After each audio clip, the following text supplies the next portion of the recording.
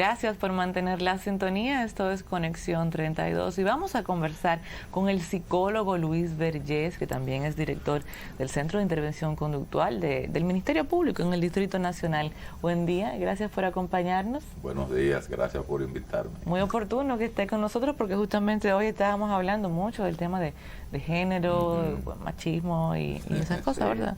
Correcto. Don Luis, vamos a empezar de una vez porque tengo muchísimas preguntas y sé que la audiencia está ansiosa por saber la mayoría de las respuestas. Don Luis, ¿cómo se forma un agresor de género? Lo primero es que hay que entender que el género es el tratamiento analítico que nosotros le damos a la condición social y cultural según se es hombre y según se es mujer. Y ahí comienza la formación del agresor de género, cuando aprende a ver en su sociedad a la mujer como alguien con menos méritos que él, como una persona a la que puede dominar, puede someter, por la misma ideología que muchas veces se incentiva en la sociedad de ver a la mujer como un ser subordinado en relación a él. Yo siempre he dicho que ningún hombre, por el hecho de ser hombre, representa peligro de muerte para una mujer. Sin embargo, en las sociedades donde hay machismo, en las sociedades donde se alimenta la ideología sexista de forma rampante, que no es lo mismo que sexo, que es una confusión horrible que estoy oyendo. El sexo es la base biológica que nos diferencia como hembra o varón, pero el sexismo es una ideología de dominación que incentiva la subordinación de la mujer por debajo del hombre. ¿Y esta es una sociedad sexista, machista? Horriblemente sexista y horriblemente machista. Y de hecho, en los países donde han bajado notablemente los números de feminicidio, en algunos prácticamente inexistentes, verás que las políticas van en contra precisamente de estas ideologías que tratan de justificar la subordinación de la mujer. La dependencia, cuando hay situaciones de dependencia económica, afectiva, o sea, dependencia en general, tiene que ver, es un elemento que influye para fomentar la agresión y el abuso entre hombre hacia mujer. Influye notablemente, primero porque se crea un rasgo de vulnerabilidad, donde hay una persona que tiene mucho más poder, que va a tener una inequidad, una diferencia ancestral, y si en esa persona está presente esto que nosotros llamamos la conducta violenta como una forma de control, pues evidentemente el que cae en una posición de vulnerabilidad pues aumenta el riesgo. Y de hecho los casos que conocemos de feminicidio no son casos que ocurren de la noche a la mañana, son casos que surgen como el resultado de un dominio vital, donde ya hay un acostumbramiento a que esta persona es dominada y hay uno que domina, y cuando la otra persona decide liberarse, decide independizarse o salir de la relación, de hecho ya hay estudios muy contundentes que confirman que cuando una persona, tras haber estado dentro de un esquema de dominación, en el caso de la mujer, decide salir de la relación, las posibilidades de que la maten aumenta de 9 a 1. Wow. Y eso está demostrado internacionalmente, con estadísticas, con datos, con números. Entonces, ahí, ¿qué nos plantea esto? Que la base de este tipo de violencia, cuando genera un nivel de intensidad mayor y peligroso, viene del esquema de dominio vital, que cuando se rompe ese esquema, parecería que esta persona que domina no sabe vivir en otro tipo de esquema.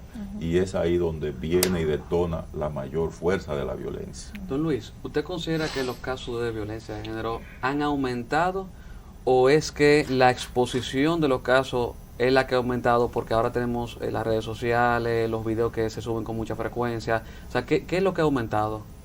Mira, hay una estabilidad negativa. Yo le llamo estabilidad negativa porque se supone que la estabilidad no debe ser que ocurra más o menos la misma cantidad de hechos todos los años. La estabilidad debería ser que bajen en frecuencia de forma significativa y no tener que estar contando decenas de víctimas. Yo creo que sí, que hay mucha exposición y mal manejo del uso de las nuevas tecnologías y los medios de comunicación en sentido general, porque no se hace una exposición saludable del tema feminicidio, del tema violencia. Digo, con los videos se logran capturar también, es una parte que puede ser buena, ¿no? Sí, lo que pasa es que hay que separar dos cosas. Okay. Una cosa es el tú visibilizar un hecho para que ese hecho tenga una reacción o un eco en la sociedad. Okay. Y la sociedad entonces tenga una política de reacción ante eso. Y otra cosa es utilizar el morbo.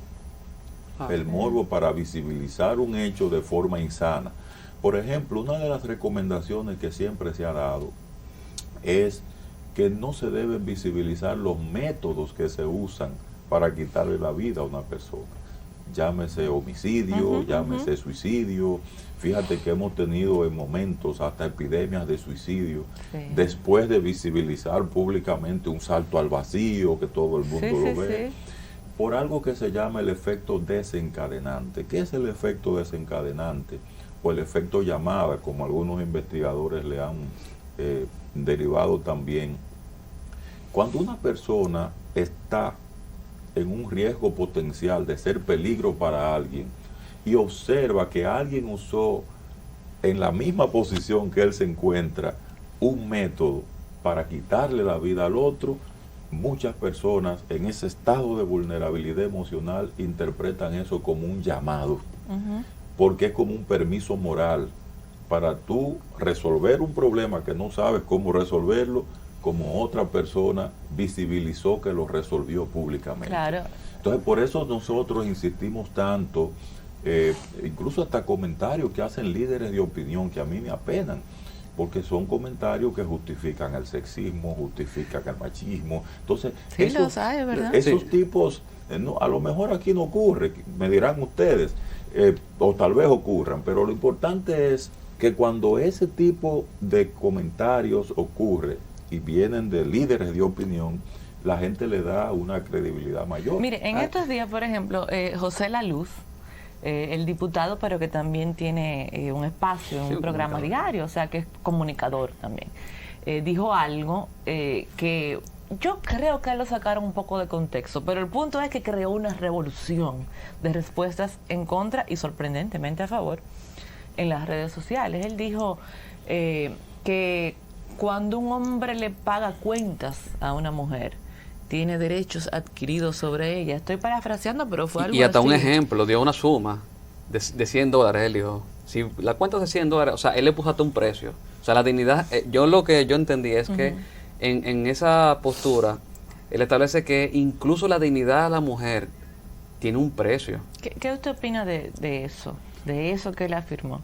No me pareció acertada esa afirmación. Primero porque se trata de un comunicador de mucha incidencia. Sí. En segundo lugar, el dato es irrelevante de por sí, porque cuando nosotros hablamos de feminicidio, estamos hablando de un desenlace ante un problema muy complejo que no tiene para nada que ver con quién pague cuenta o quién no pague cuenta. El feminicidio es un resultado de una escalada de violencia que se va construyendo en una relación donde ya hay un esquema de dominación. Fíjate que el que mata a una mujer no es el que la conoce hoy y le pagó una cuenta de una cena o algo así.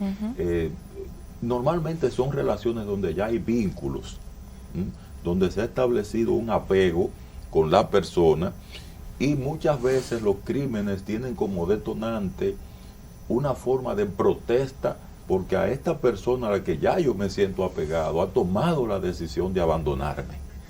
Entonces, ¿qué es lo que demuestran los estudios? Bueno, los estudios lo que demuestran es precisamente que aumentan los feminicidios cuando se toma la decisión de una separación. Entonces ya lo otro a mí no me parece relevante, independientemente de que respeto quien lo considere así. Además, hay un problema también aquí muy serio desde el punto de vista de seguir exagerando los errores que cometen las mujeres. Y te digo esto porque cuando una mujer, por ejemplo, acepta que le brinden una cena o algo así, ya le dicen chapeadora, por decirte algo. Sin embargo, cuando tú ves que eso mismo lo acepta un hombre, no pasa nada. Entonces, hay una serie de terminologías que de una u otra manera van dirigidas a rebajar y devaluar la calidad del ser humano que hay en una mujer. Y se toman aspectos sueltos de conductas inadecuadas de 2 o 3 mujeres que no representan la norma de la mujer dominicana y se quiere generalizar negativamente a partir de eso. Entonces, hacer eso, y no quiero referirme a nombres en particulares porque no es esa el único comunicador que yo oigo claro, en esto. yo sé. Yo escucho comunicadores que se pasan las tardes, por ejemplo, haciendo chistes sexistas, donde se presenta de forma ridícula a la mujer. Ay, sí. Entonces, todo esto va devaluando ante la percepción del hombre que no tiene esto que llamamos conciencia de equidad. Y al no tener conciencia de equidad, lo que hace es que alimenta su sentido de omnipotencia y encuentra en esas revelaciones un permiso para poder maltratar psicológicamente a la mujer. Porque la gente habla de feminicidios y todo el mundo reacciona ante el feminicidio. Y eso a mí también me apena, porque ya cuando hay feminicidio no hay más nada que hacer que no sea enterrar un cadáver. Yo creo que tenemos que comenzar a reaccionar como reaccionamos ante el racismo a partir de los años 70. Ya usted no puede hacer chistes racistas porque la gente no lo celebra. La gente no celebra chistes racistas. Independientemente de que aparezcan algunos racistas por ahí, hay una decisión colectiva a nivel social de rechazar el racismo en cualquiera de sus expresiones. Sin embargo, eso no ocurre con lo que es la devaluación de la imagen de la mujer. Tiene que haber más condena social. Claro, porque si tú no tienes la condena social, hay lo que se llama la permisividad social. Sí. Y al haber la permisividad social, es ahí donde se disminuye la sensibilidad hacia el otro. Entonces, ¿qué ocurre? Hay muchas personas que normalizan la violencia hacia la mujer, como si no fuera nada. Y entonces, ¿qué pasa? Fíjate, hay países donde todavía eso se hace públicamente. Hay mujeres que la bajan de un autobús solo porque se montaron en la parte delantera y todo el mundo tiene derecho a golpear, como en Oriente Medio. Entonces, ¿qué ocurre con eso? Que eso ha estado tan normalizado que no hay una condena colectiva hacia eso. Y por eso entonces la gente se insensibiliza y lo sigue haciendo. Tú dirás, son realidades diferentes, nosotros tenemos algo distinto, sí, pero la mujer comenzó a votar en este país los otros días, porque ni siquiera tenía derecho al voto. Entonces son una serie y a divorciarse del otro día también. También, porque era propiedad del hombre. Déjeme decirle que la primera mujer en divorciarse bajo la ley de divorcio era como tatarabuela mía o tía tatarabuela o algo así, o sea que la señora Carlota Soler fue la primera en utilizar la ley de divorcio recién promulgada. Pues mira qué buen dato. Incluso hasta hace poco, porque la historia un siglo no es nada. Se divorció de Juan Tomás Mejía porque le tenía otra familia paralela y ella dijo que ya no iba a aguantar eso. No iba a aguantar eso. Y estaba recién promulgada la ley y fue la primera, Carlota Soler. Ajá. Bueno, pues en el siglo XIX, los otros días, ¿cómo se casaba la gente? En base a las reglas de Fray Cheburino. ¿Y qué decía Fray Cheburino? Ese era un sacerdote que tenía esas reglas y le leían las reglas al hombre y a la mujer al momento de casarse. ¿Y qué decía la regla? Mire, esta es su mujer, mire, ese es su esposo, ella tiene que obedecerle, ella le debe obediencia. Ahora, si por alguna razón ella no le obedeciere, agarre este palo y usted le entra a palo, porque más vale castigar el cuerpo que tener que salvar el alma. Y eso se lo leían a todo el que se casaba. Y lo único que podía decir la mujer era, sí señor, como queriendo decir, yo estoy de acuerdo. Sí. Entonces, de ahí viene todo esto, señores. Esto es una ideología, no nos podemos perder que es un tema solo de una conducta aislada, de 2 o 3 hombres, no. La ideología de dominación está activa. Y como está activa, si no educamos para una ideología diferente, que respete los derechos, que se promueve el buen trato, el tema de la empatía, que los hombres reivindiquemos un poquito más el trabajo con nuestras emociones, que en vez de reprimirla podamos expresarla, que en la toma de decisión para solucionar los problemas veamos a la mujer como un ser igualitario en cuanto a derechos fundamentales, con derecho a la palabra, con derecho a voz, con derecho a una opinión. Porque si como sociedad no incentivamos eso, ¿qué es lo que yo creo deben hacer los medios de comunicación? No estar saliendo por ahí, que no, que ahora quieren que la mujer sea igual al hombre, que esto, que aquello. No se habla de una igualdad de sexo, en el sentido de que la mujer tiene que ser un macho de hombre. No, claro. se habla de igualdad de derechos fundamentales, Claro. porque cuando eso no se incentiva, entonces seguimos repitiendo los mismos números todos los años. Don Luis, ¿con qué frecuencia los hombres agresores de sus parejas también incurren en agresión a los hijos? Mira, eso no es automático. Okay. De hecho, las posibilidades andan como de 3 a 1. Es lo que por lo regular nos dan los estudios. ¿Por qué razón? Incluso nosotros hemos visto casos que son hasta paradójicos, de hombres que son violentos con sus parejas, sin embargo muy afectivos con sus hijos. Y uno a veces no logra entender ese fenómeno hasta que no entra dentro de lo que estamos conversando. O sea, ¿a quién tú golpeas si tú maltratas? Tú golpeas y tú maltratas a aquella persona que de una u otra forma tú tienes devaluada a la luz de un concepto de dominación que ya está presente en ti. Entonces, el que maltrata a un niño, por lo regular maltrata al niño porque entiende que el niño está pautado para hacer algo que yo digo y yo decido.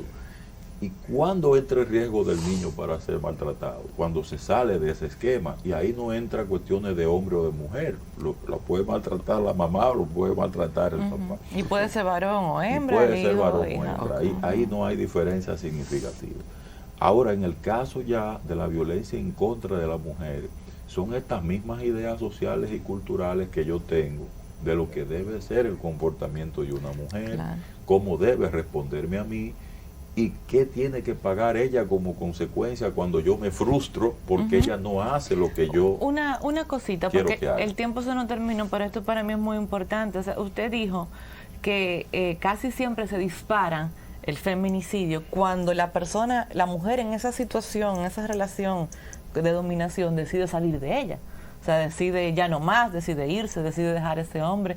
Entonces, ¿qué se supone que debe hacer la mujer que está en esa situación? Porque ella dirá, bueno, si lo dejo me van a matar, ¿qué hago?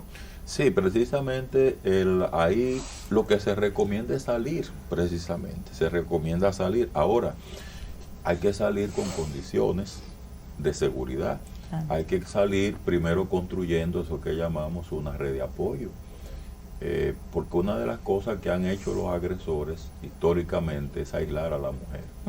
Crear una condición de tal forma que ella se sienta totalmente desprotegida y única y exclusivamente dependiente de ella. Sin amigos, sin familia. Entonces, ¿qué ocurre? Cuando una mujer sale con un estado de vulnerabilidad absoluta, sin ningún tipo de red de apoyo, pues evidentemente eso va a ocurrir.